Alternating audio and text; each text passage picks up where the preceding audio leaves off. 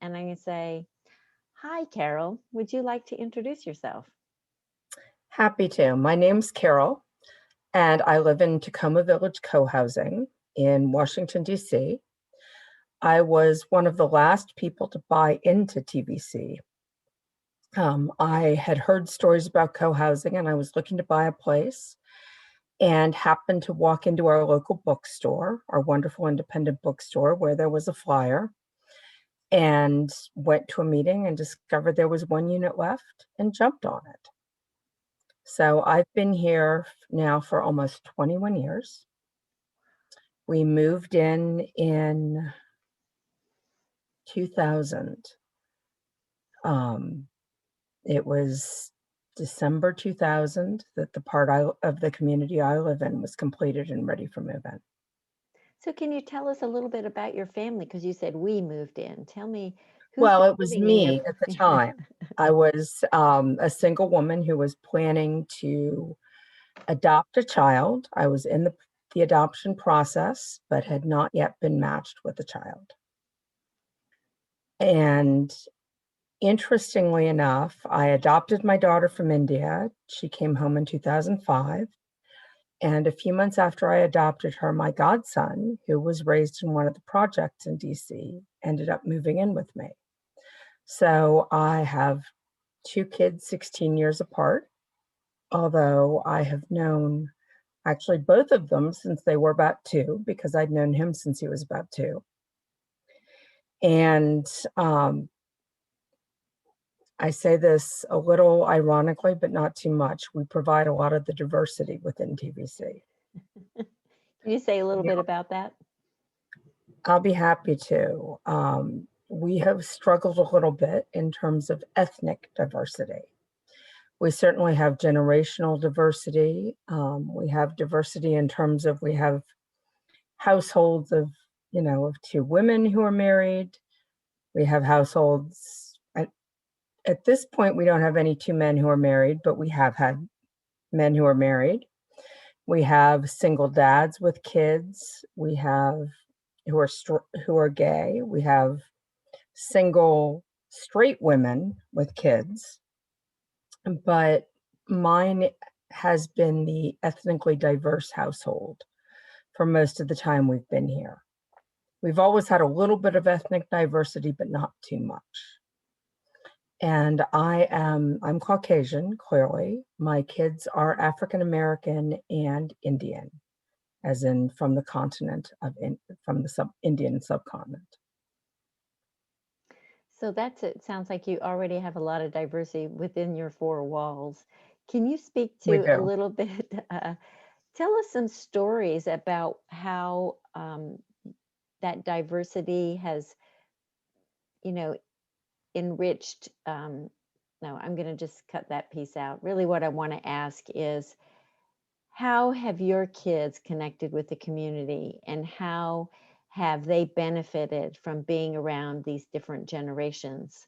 And how do you think those people who have connected with them have benefited? So what has been the mutual, and it may have nothing to do with their diversity or not being Caucasian, but just being a different age and a different stage in life? So I'll start with my daughter, who was 2 when she arrived here. And I think that for her, it's been wonderful to grow up in a multi-generational community. She doesn't really understand why other kids have trouble with adults. Mhm. Because as far as she's concerned, adults are people. And, you need to speak to them with a little bit of respect, of course, but they're people and they drive you nuts, some of them. And we have people here who haven't had kids, and they tend to be a little harder for some of the kids. But we have lots of people who have kids, and even some who haven't had kids who just connect really well with them. And so as far as she's concerned, there are all these adults, and if an adult says, "Hey, you're not supposed to do that," she goes, "Okay, that's fine." She's had the benefit of having lots of people in her life with different backgrounds of different ages. When her mom gets tired and fed up, there are other people who, she can go over to somebody else's house and have a conversation or hang out. Mhm. And the other thing too that I think has been really great for her is she has a lot of friends in the community. And so whereas, for example, during the COVID period, when it's been tough for many of her friends, it has not been as hard for her because there are kids here. She's now a junior in high school, and she's got 4 or 5 good friends who are right here. So are they And in a little bubble, kind of a safe bubble with each other? Okay. they are. Hmm. They are. And I think we've got some families with younger kids who are in bubbles. It just makes it a lot easier. And quite honestly, I'm a single mom, so it's nice for me to have other parents who are in my bubble. Hmm. And we occasionally sit down and, have a glass of wine and talk about how it's nice we're not stuck by ourselves. Mm-hmm. But it also gets the kids out. They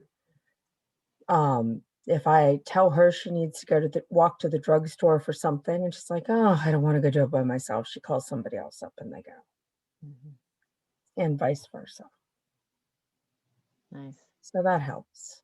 Have there been any surprise relationships develop or surprise little vignettes or anecdotes that you tell people outside your community that really drives it home for them?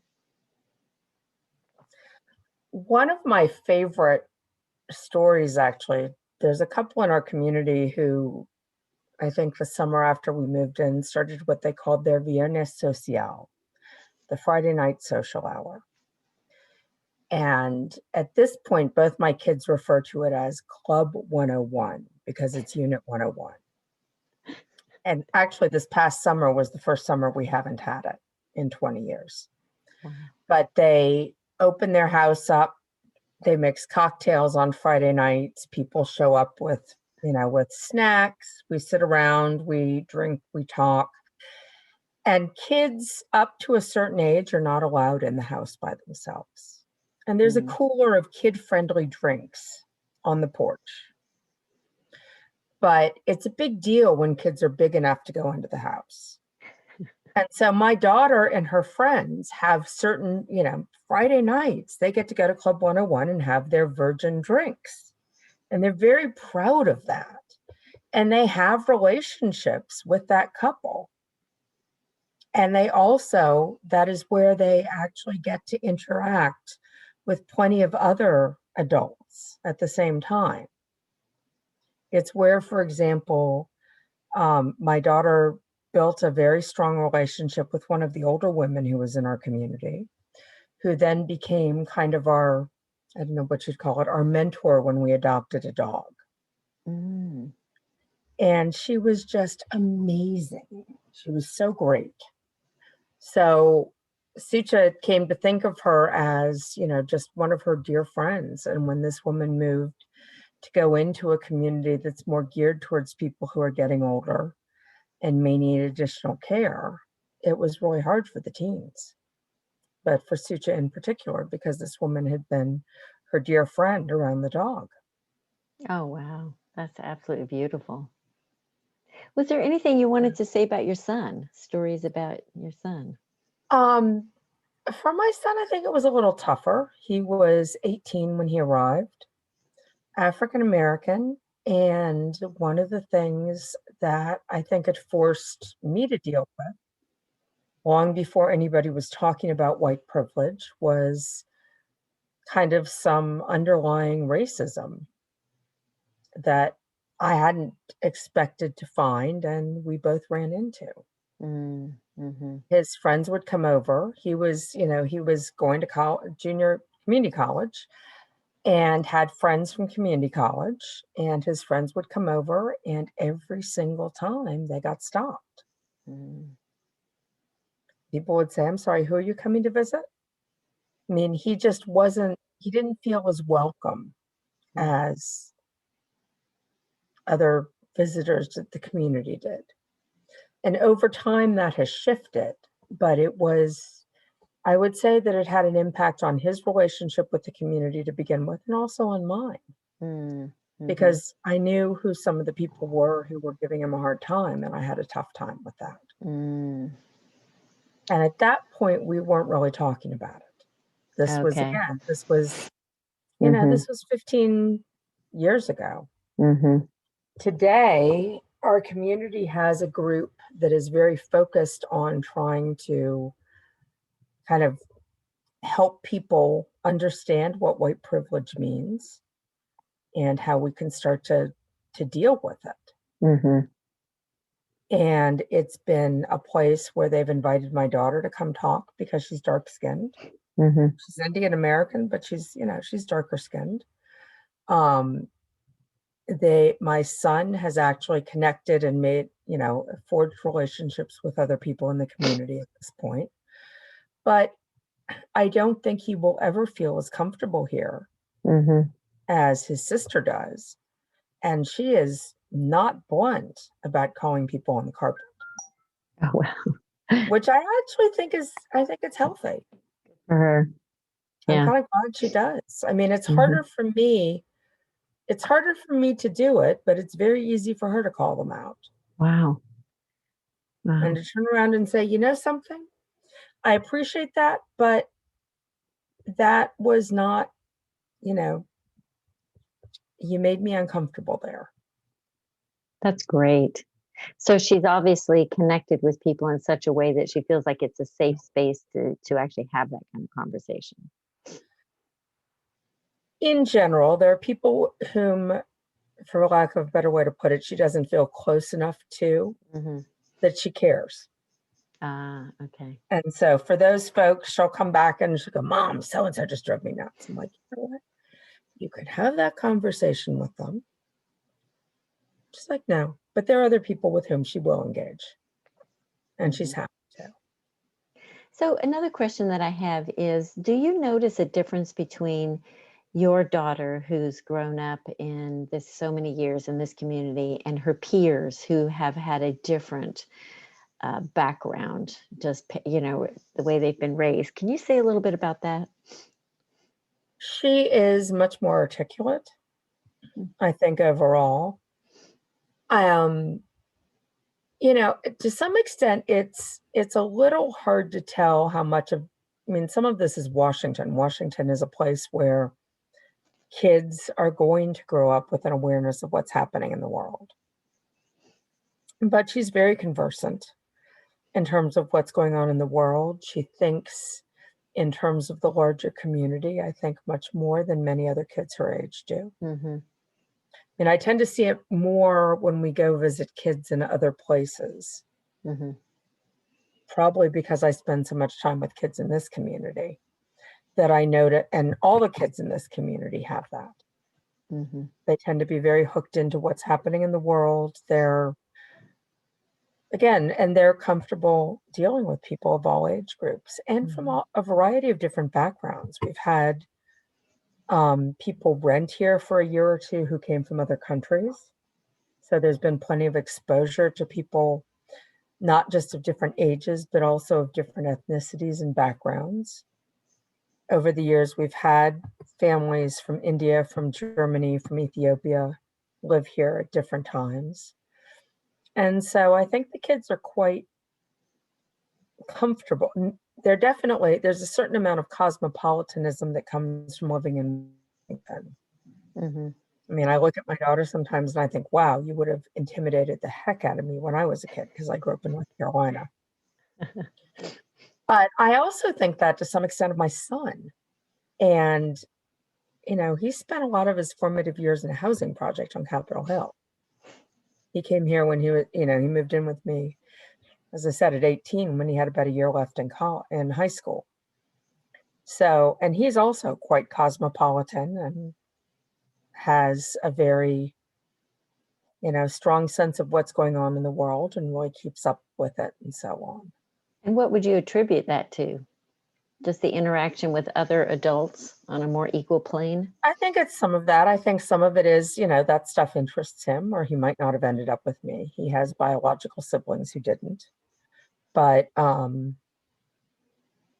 But yeah, I mean, he's very comfortable with people of all ages. No Mhm. question of that. He does So, well with little kids. He does well with adults. mhm. So what would you tell younger people? So maybe starting out where you were 20 years ago, what would you tell them, say, based on what you've seen?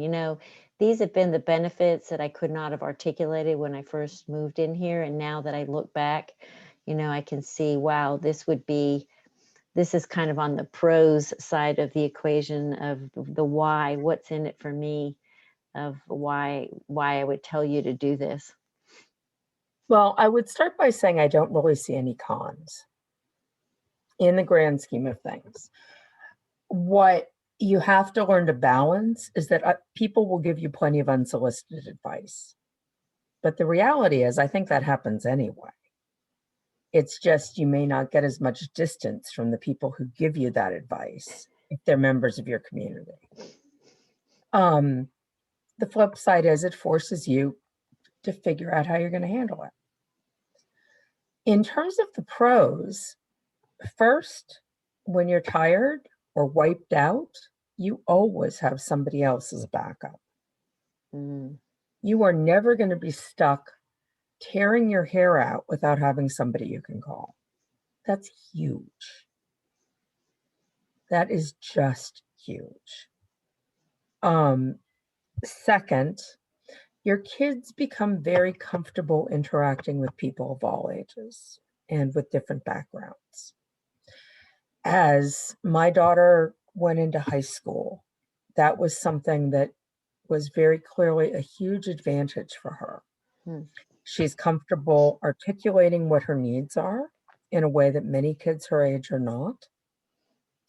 She is comfortable, turning around and saying, this is what's going on and having a conversation about it.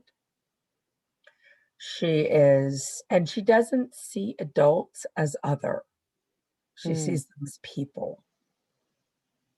And I think that for a lot of kids who grow up, even no matter to what extent their parents try to socialize them in general to deal with adults, the reality is many kids don't know adults other than their parents or the people in their immediate family well.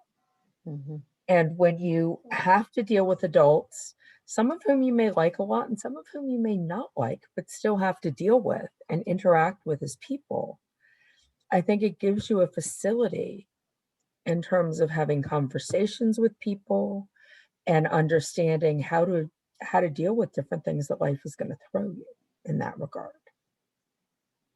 I mean, our kids are polished. My daughter certainly, but I would say the other kids here are also much more polished than kids without that kind of exposure mhm, might be. And then last but not least, you don't have to be the person who is going to be responsible for dealing with everything. If you need someone who speaks a language you don't when your kid is taking it, the odds are somebody in your co-housing community can help. If, quite frankly, you don't really want to deal with math, there's probably somebody in your co-housing community who can help. And in that regard, that's huge. I mean, there have been times when I travel for work because I work outside the US. Not at the moment, clearly, but I have needed people to support me in terms of getting my kid to her activities and to and from school. It's been easy. mm. I have just never had to worry the way other people I know have had to worry. So I really think the benefits of raising your kid in co-housing are huge. Carol, that last little bullet, that was just like magic golden. Thank you. Thank you, thank you, thank Oh, you. you're welcome. Oh my gosh, that is so incredible. You have no idea. Um, I think I've gotten everything and more that I could have imagined. Is there any one last thing that you thought you might want to tell me that you haven't had an opportunity to say yet? I think you've got most of it. Fantastic. The last thing I'd say is that it's been nice to have, it was nice to have older kids to babysit for my daughter when she was younger. And my daughter loves being able to babysit for younger kids now. Now that she's old enough, she's like, great, I can make some money. I can do this. And so that also is another benefit of having lots of different kids, in co-housing. And I do think that growing up with a cohort of kids is invaluable. She has a much older brother, but nobody close to her age in my household. And yet there are kids, I'd say 5 or 6 kids that I'm sure she will be connected to for the rest of her life because they've all grown up here together. And it's an experience where, they've shared all these people and experiences. Mm-hmm. Do you think they feel like cousins more? That's a good way to put it. I mean, I think in the case of one family in particular, I think that they kind of consider each other extended siblings. Mm-hmm. And the parents and I kind of feel that way too, that they may as well be extended siblings. But I think for the others, yes, cousins is a very good way of putting it. And particularly given that, in our case, my daughter's cousins are not on this coast. So it's been very nice for her in that regard. And that's true actually for some of the other kids too. Mm-hmm. So they've had pseudo cousins and pseudo grandparents, it sounds like. Yes. And extra moms and dads. Extra moms and dads, some of whom they will be close to forever and some of whom drive them crazy. And in all cases, I'd argue it's a good experience. Yeah. Okay, Carol, God bless you. This has just been superb, and I can't thank you enough for taking 45 minutes out of your busy schedule. This is a real gift. I'm happy to do it. A real gift. I hope it's helpful. Oh, it is. You have no idea. I can't wait till I get this whole thing kind of packaged up.